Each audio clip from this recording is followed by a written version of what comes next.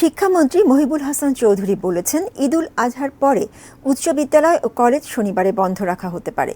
শিক্ষণ ঘাটতি কমাতে শনিবারে একাডেমিক কার্যক্রম চালু করার বিষয়টি সাময়িক সিদ্ধান্ত। বিকেলে ঢাকা বিশ্ববিদ্যালয়ের টিএসসিতে সাংবাদিকতা বিভাগের অ্যালামনাই অ্যাসোসিয়েশনের অনুষ্ঠান শেষে সাংবাদিকদের একথা বলেন শিক্ষামন্ত্রী। তিনি বলেন, 2026 সালে এসএসসি পরীক্ষা এখনকার নিয়মে চলবে না, সেটা নিয়ে বিশেষজ্ঞ কমিটির মতামত পাওয়া গেলে চূড়ান্ত করা হবে। অনুষ্ঠানে মন্ত্রী বলেন, শিক্ষার্থীদের কর্মসংস্থানের উপযোগী করে গড়ে তোলার দায়িত্ব নিতে হবে অ্যালামনাইদের। সামাজিক যোগাযোগ মাধ্যমে ট্রল হচ্ছে লাইব্রেরিতে শুধু চাকরির পড়া পড়ছেন শিক্ষার্থীরা। তিনি বলেন, চাকরির পড়ার পাশাপাশি অন্য বই পড়ায় উদ্বুদ্ধ করতে অ্যালামনাইদের দায়িত্ব নিতে হবে। শিক্ষামন্ত্রী বলেন, পড়ালেখার যেন চাকরির বাজারের সাথে সংযোগ থাকে সে বিষয়টি খেয়াল রাখতে হবে।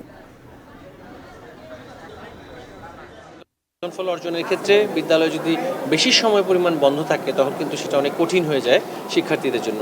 আমরা আশা করছি যে এটা আমরা তো সেটা প্রত্যাশিত নয় অবশ্যই শনিবার খোলা থাকাটা, যেহেতু কিছু দিন নষ্ট হয়েছে। আগামীতে আমরা আশা করছি সেটা থাকবে না।